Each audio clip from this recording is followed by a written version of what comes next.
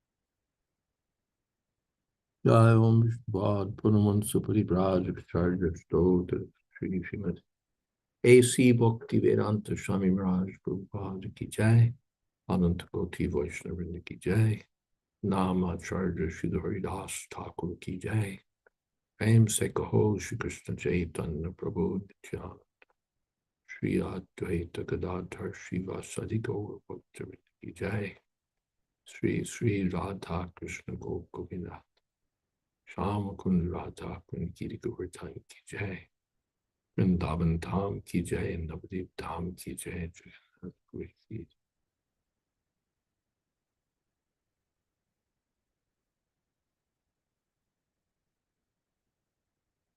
Okay. We'll see you again tomorrow. Hare Krishna. Thank you to everyone for joining. We continue with our Bhagavatam class tomorrow. Thank you for the opening and closing kirtan. His Holiness Jayādvaita Maharaj Shri Ki Jai.